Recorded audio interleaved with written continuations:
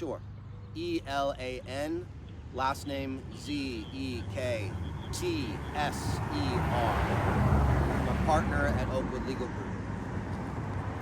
And I thank you for coming here today to the district office where we wanted to speak. We are here today for a number of reasons. Two specifically. I represent a young man, a child, who was hazed and sexually abused at Fallbrook High School in the athletic community. We're here today to discuss what happened to him, what steps we are taking, but more importantly to himself, to myself, and to the parents of this community in the athletic community at Fallbrook. We are here to talk about what's been happening for far too many years in the athletic department, why it's been happening, and who's been letting it happen. We are not here today to talk about the people that sexually abused and sexually assaulted my client. That is the problem, but the bigger problem is this. The administration of this district, the coaches at this high school, the athletic director knew what was happening and did absolutely nothing about it. Nothing. These are children. Almost all of them are minors. And at Fallbrook High School, for many years, coaches were allowing these minors to run around naked on the school premises, completely naked. I'm not talking about in their underwear. I'm talking about completely naked. They were running from one side of the field to the next. Some of them by choice. Some of them were bullied to do the act. New kids on the varsity team were forced to take off all their clothes by the older kids and run from one pole to the other pole. And my client, a young man, did not want to do the act. He said no. And because he said no, he was punished by the rest of the team. A number of the varsity young men cornered him in a locker room that was unsupervised. They locked the doors. They tackled him. They attempted to take his clothes off while they were yelling that they were going to rape him. They themselves, a number of them, took their clothes off and attempted to put their penises in his face. Can you imagine how scary my client, a boy, felt in that moment? Can you imagine? And after this act was done, my client continued to receive social media texts on his phone, threatening him that these boys were going to rape him. We have those texts. The school has those texts. There is video. The school has this video. And the truth is this is not the first time. We have learned through investigations that this kind of hazing has been going on for years at Fallbrook High School. We know that there are dozens and dozens of victims. In fact, the boys that even committed the acts to my client, I argue today that they are victims of the school administration as well. It starts and it ends with the adults in the room. And in this situation, in this case at Fallbrook, there were simply no adults in the room. And that is where the problem starts.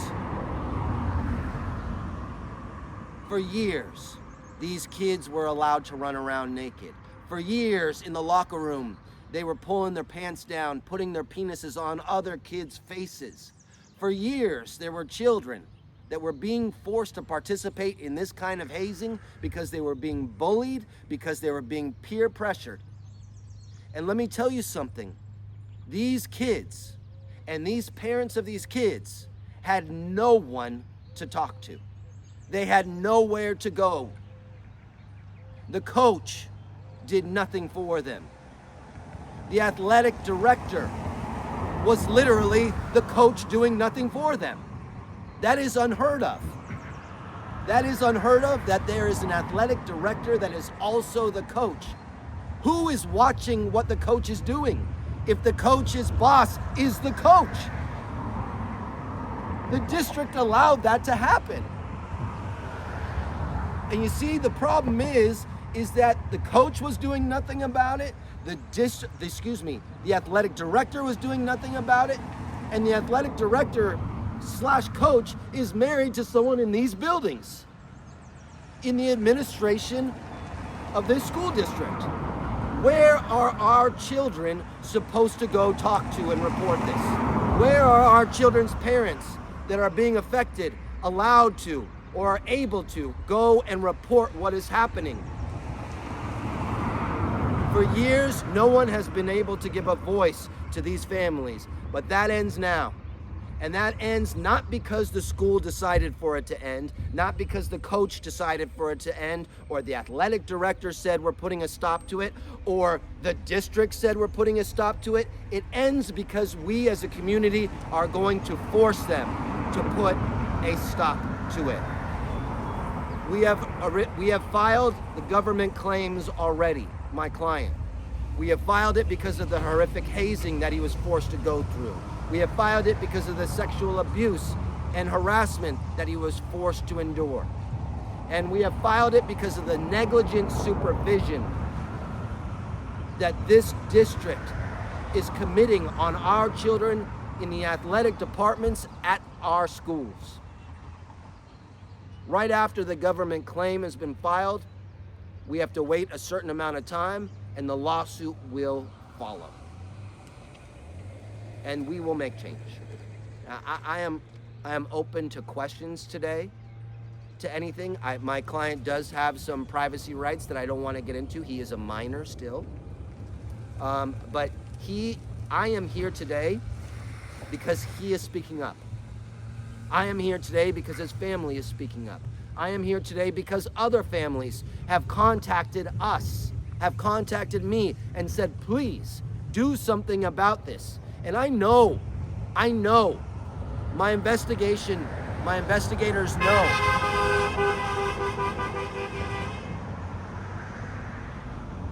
that there are more victims out there. And I plead with them to come forward, make change. Change is needed here. I have two questions. First, Is this isolated to a single sport, and can you say which one or ones it is? Sure, absolutely. What we know about is the varsity baseball team. So what we can say is we have video, we have firsthand witness report, we have text messages that tell us this has been going on for years and years in the baseball department. But I will not say that it's isolated only to that department, because the athletic director, who is in charge of all of the sports, has been letting this go on in the baseball community. So who is to say it's not going on in the other communities? I want to stress this. These children are not being supervised whatsoever. They have access to the locker rooms. They have the code to get into the locker room. No one's letting them in. They're letting themselves in when they want to go in. No one's letting them out. No one's no one's locking up. These kids who are minors, in some instances 14 years old, are being left in charge of what's going on in the locker room. That is insanity. That is insanity. Lastly, I just want to clarify, you're not pursuing legal action against the students who did the act, is that correct? That is absolutely correct. Our legal action is against the institution that allows this conduct to occur. Now, my understanding is law enforcement is involved, and whatever the police department and the district attorney's office decides, that is on them. But what we are here for is something much bigger, and that is to put an end to allowing this kind of conduct to occur. You see, coaches, athletic directors, teachers, we send our kids to school to be mentored morally, ethically, educationally, and when the people that they are looking up to are saying this is okay, then they are the problem, not the children themselves. That's all I have. All right. You have any questions?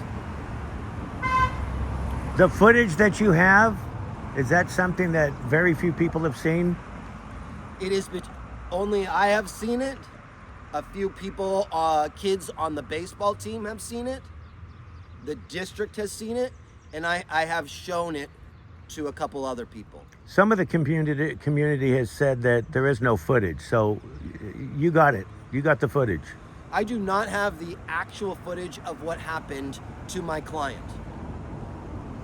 I wasn't in there controlling what was occurring. I say a couple things. One, the school has cameras all over the school. I've seen them personally. So they have footage. They've been on notice of the nudity that's occurring amongst the children, the running around. I understand that the sheriffs might have footage of what went on in that locker room. Is that correct? That's very possible. Unfortunately, my client had a number of penises in his face and was just trying to get away, for his life in what he thought. Rightfully so. What we do have is we have a ton of footage of what's been going on in that locker room. Kids sharing it with other kids. Other penises being put in other kids' faces. Kids running around naked. We have that footage, and we have handed that over. What has the response been from the school? The response from the school has been silence. Absolutely silence. Our understanding is that the coach is no longer coaching the baseball team. However, he still remains as the athletic director in charge of all coaches. How is that possible? How is that possible?